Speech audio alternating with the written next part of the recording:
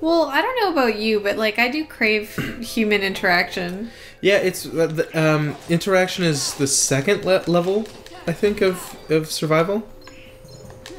You know the oh yeah, like beyond the basic needs, like what we actually like. Yeah. What level of the pyramid, the needs pyramid or whatever. Yeah, so it's like it's shelter, food, shelter, and like sleep or something. Mm-hmm. And then the next one is meaningful social interaction and just things that like are considered necessary to human life. And then above that, it starts to get into other kinds of things. Yeah, like more complex social interaction and like family and stuff like that, right? Oh, well, I guess procreation would be pretty low too, wouldn't it, though? Like, oh, yeah, that would probably be number one. I think that's on the second layer, because you can survive without it, but it's a drive in... Like, that's a basic human, like... If we didn't have a consciousness, we would still fucking, like, fuck. You know? Okay.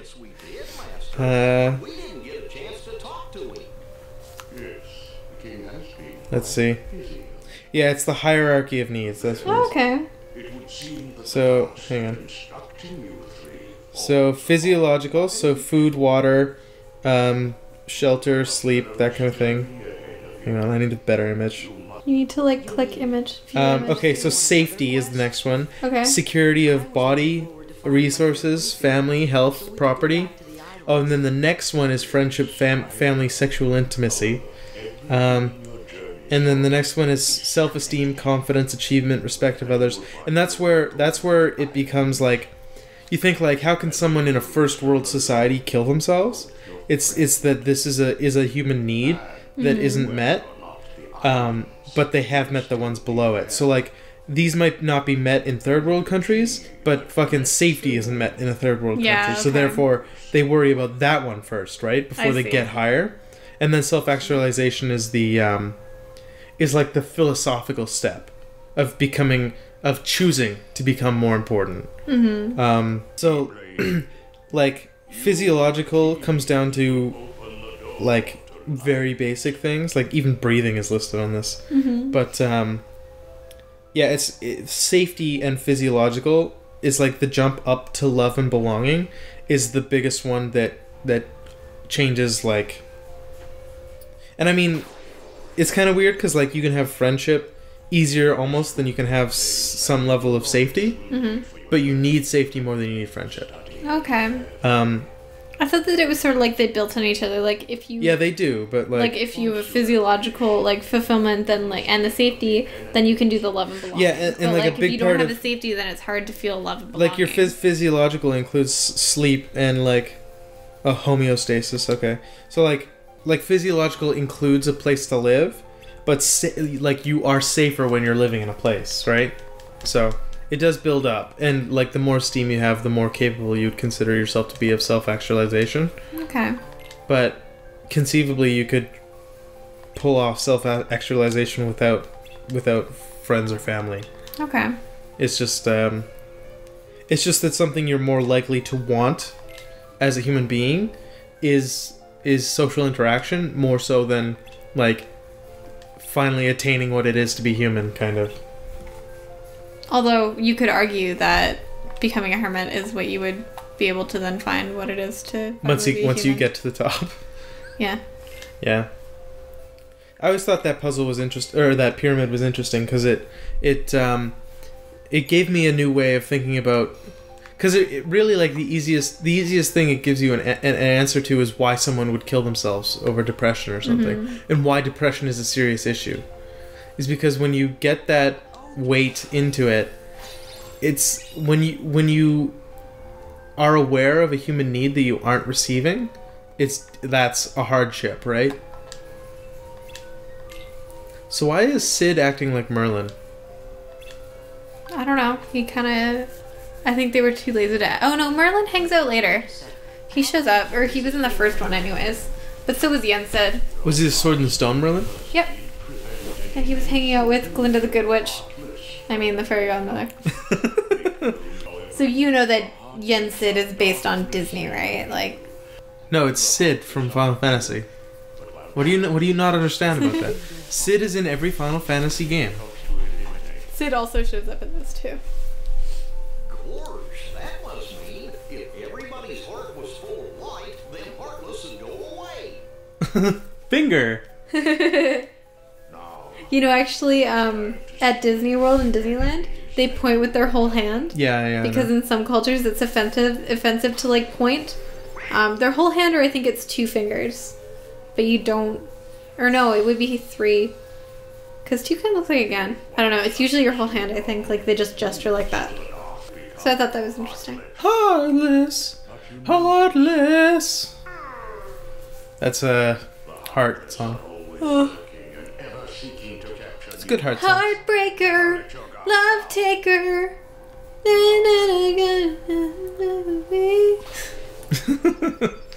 I don't know Pet Benatar very well. Oh, we're finally gonna get an explanation. So much explaining. Holy crap, man. They're slightly harder to kill, You know, this was the time. but they taste just as delicious. This kind of was the time period for games that had like maybe a little too much story going on. Yeah. They're like, oh, we can do stuff. At least on the PS2, it felt like there was just like way more cutscenes and stuff. Yeah. Like Final Fantasy IX, it was such a treat to get a cutscene. You know she was getting serious because the screen would go black and it would load and you'd be like, what's going on? And then it would show you and you'd be like, oh my god, this is amazing. But it was only once in a while. Another thing is like, if all you had to do is read this, Yeah. it would actually go by faster. Yeah, well, and it would just be like a fixed perspective and it would just be like, blah, blah, blah. Yeah. Blah, blah, blah. Just like in Final Fantasy, Yeah. right? Kind of similar to this, Dragon Quest 8 has like some cutscenes with voice acting and some with just and sometimes you're just dealing with like the regular gameplay is just in text. Mm-hmm. But I feel like generally it goes faster and they throw in some like jokes and stuff. Mm-hmm. I think this one though was also trying to cater to people who hadn't played one. Yeah, it seems like that. So it's like adding in stuff and it's filling in blanks for a game that most people probably didn't play, like Chain of Memories. So it's like you kind of miss out on a whole set of information. And I hadn't played Chain of Memories at this point, but I think I had read the comic. So it kind of filled in the blanks for me. It's pretty basic. Like, essentially, they just, like, go up a tower, going to different worlds and reclaiming memories. Yeah. So it's, like, rehashing the first game, pretty much. Like, you just keep going back to the same worlds. Fucking Alice in Wonderland so many fucking times. I'm so sick of it, Spencer. Okay. Yeah, the first 3 Dragon Warrior games are plot-linked, but the every one after that is not. But, I mean, no Final Fantasy games are linked. Though there have been people who have hypothesized that every Final Fantasy game happens in the same universe, but not on the same planet. Oh. Allowing for some sense of like interstellar crossover. Well, that would be how Garland ended up in 9. Conceivably, yeah. He is the same Garland. Like, but he is from an alternate dimension. Did you look him up? No, I just know that he's from an alternate dimension. Because he says so in the game. Oh, does he? Yeah. Because it's like, I guess this is spoilers for 9. I mean, it's so hard because it's like you won't let me spoil Portal 2, but like I can spoil Kingdom Hearts and shit, nobody cares. So it's like, in 9, it's like you realize that Zidane is part of like these people from an alternate world or whatever. The monkey people? Yeah, the monkey people. And so they're all created by Garland. And, but it's an alternate reality or something like that. Are you looking him up?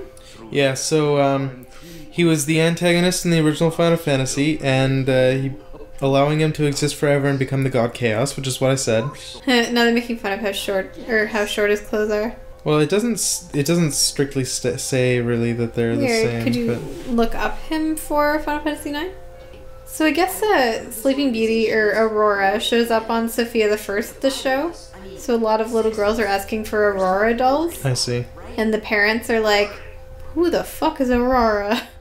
And I have to explain to them which Disney princess it is. Because, I mean, their kid might not have ever seen Sleeping Beauty, right? Well, I can buy it. He's wearing armor. He does look pretty different. That's what he looks like? Yeah. This doesn't have a lot of information about him, though. Wow, her voice actually sounded pretty good. I don't know if any of these are the same though, because Sleeping Beauty came out in the 1950s. That one didn't ever fight about the clothes. The other two did. They don't know. Spencer, they're ruining the folklore. Will you just chill out? Maybe she got wise. To the tricks. Oh, there's the crow! There's the crow! Oh no! Would you just decide? Oh, here we go. This is important here. Okay. Life is connected one to another. If you trace the root of all life, there exists one source. The same can be said for memory. All life constitutes an experience that holds memory beyond experience. Or intelligence that holds memory beyond experience. Whoa, Sora looking good. Is that his new outfit for the Yeah. game? I think he wears it in the 3 teaser or whatever. There are crystals in Final Fantasy IX? Yeah? Why? Because that's totally exactly the fucking first one. Yeah, no, I told you. They totally went back to their roots for 9. That's why it's really good. Oh, fancy. You can dual wield Keyblades. dorky. I don't want this. Ooh, Keyblades. There's no distinct statement that it's actually the same guy. But It's an awfully good coincidence. between 1 and 9, I would say that gives like the most weight to the theory. But I don't know. I think someone's tried to tie 7 to 13 as well. Well, I mean, that just might be from everyone fucking, the fact that they pair Lightning with Cloud a lot. Like how she has Cloud's outfit for Lightning Returns and stuff. But she has a gunblade, Yeah, but she which is so wears totally his outfit. Squall. Weird. I wonder if these get opened as you do stuff. But yes, you get to dual wield Keyblades. This is pretty badass. That's not cool at all. Sorrel, I think you Did you poop something?